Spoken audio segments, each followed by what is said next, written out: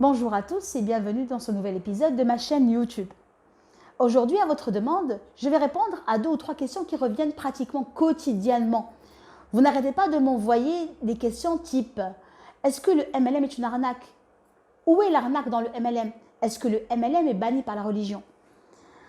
Donc déjà, je voudrais apporter une petite précision. Le MLM est une industrie qui existe depuis pratiquement 100 ans. Mais malgré ça, jusqu'au jour d'aujourd'hui, jusqu'en 2021, ça reste très peu connu ou mal perçu.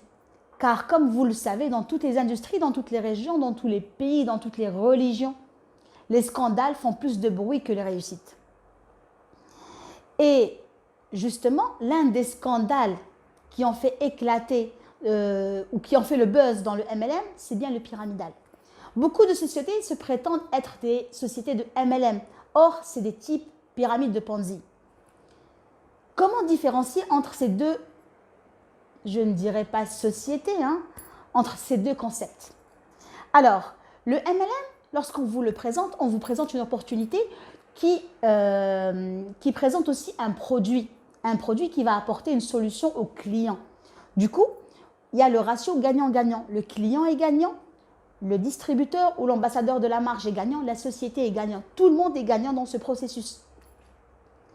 Contrairement au pyramidal, en fait, le pyramidal, ça ne peut pas être une société. C'est plutôt appartenir à un groupe, à un club privé, où ce club a en général son siège social dans des paradis fiscaux. Et ce club, lorsque vous allez investir votre argent dessus, alors l'argent va partir dans la poche des fondateurs de ce groupe. Il ne va pas être investi dans un produit.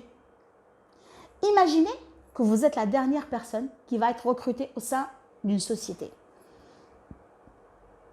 Donc si cette société est pyramidale et que vous êtes la dernière personne à avoir adhéré à cette société, qu'est-ce que vous allez avoir? Vous ne pourrez pas parrainer, vous n'aurez pas droit au bonus de groupe, ni au bonus de leadership, ni à rien du tout. Et en plus de ça, l'argent que vous avez investi est parti. Vous vous êtes fait arnaquer. Maintenant, deuxième concept, le MLM. Supposons que vous avez investi dans une société MLM qui a dû fermer ses portes. Donc, effectivement, vous n'aurez pas droit au parrainage, au bonus de parrainage, pardon. Vous n'aurez pas droit au bonus de groupe. Mais l'argent que vous avez investi, vous l'avez en produit entre vos mains, que vous pouvez revendre, récupérer votre investissement et même gagner une marge bénéficiaire. C'est là toute la différence. Et c'est ce qui fait que le MLM est légal et approuvé dans plus de 170 pays dans le monde et que le pyramidal est complètement illégal et même sanctionné pénalement. Donc, que vous soyez dans une société de MLM qui utilise un système binaire, unilevel ou une matrice compressée ou illimitée, quel que soit le type économique utilisé, et je vous laisse faire vos propres recherches, car comme je vous l'ai dit lors de ma dernière vidéo, les critères de choix d'une société de MLM doivent être très analysés.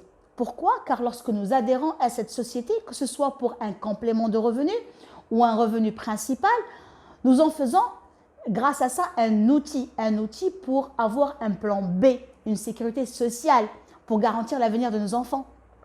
Donc, il est très important de choisir sa société selon les critères que nous avons vus la dernière fois. Aussi, la dernière fois, je vous ai parlé du parrain. Et là, je reviens. Pourquoi? J'ai vu pendant mes 11 ans d'expérience beaucoup de gens adhérer à de vraies sociétés de MLM qui ont fait leurs preuves, qui ont même généré des millionnaires. Mais malheureusement, ces personnes-là ont adhéré avec le mauvais sponsor, le mauvais parrain, qui leur a vendu des rêves. Il leur a promis qu'ils allaient investir 400, 500, 1000 euros pour gagner des millions. Cela ne peut pas être vrai. Cela ne peut pas être vrai. Sauf si c'est du pyramidal. Si c'est du pyramidal, oui, peut-être. Et encore. Moi, ce que j'ai appris, c'est que en devenant entrepreneur MLM, on devient son propre chef, oui. Mais il y a beaucoup de travail à faire, que ce soit, comme je l'ai dit, pour gagner un complément de revenu ou un revenu à temps plein, il y a du travail à faire. Il n'y a pas de magie, il n'y a pas de secret de réussite. Il y a un travail et votre réussite ne dépend que de votre travail. Est-ce que c'est banni par la religion? Moi, je dirais non.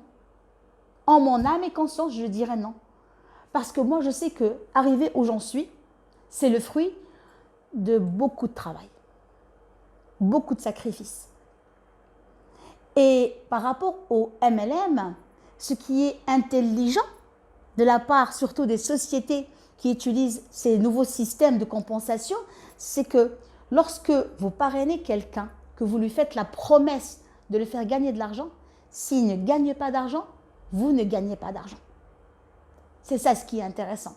Du coup, j'ai travaillé très dur avec les downlines pour leur faire gagner de l'argent. Et bien sûr, j'ai gagné de l'argent. Donc, il y a eu beaucoup de travail et de sacrifices faits.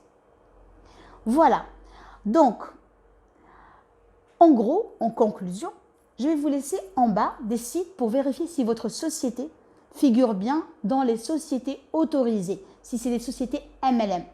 Et le meilleur lien que je pourrais vous conseiller, ça va être d'abord de voir si elle est adhérente avec la FVD, la Fédération de vente directe, www.fvd.fr.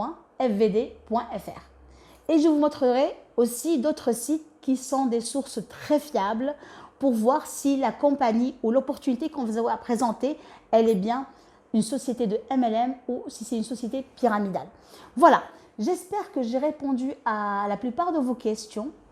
Suivez-moi car le prochain thème de ma vidéo, ce sera pourquoi 90% des personnes dans le monde qui intègrent le MLM échouent. Quelles sont les causes de leur échec afin que vous puissiez justement éviter l'échec.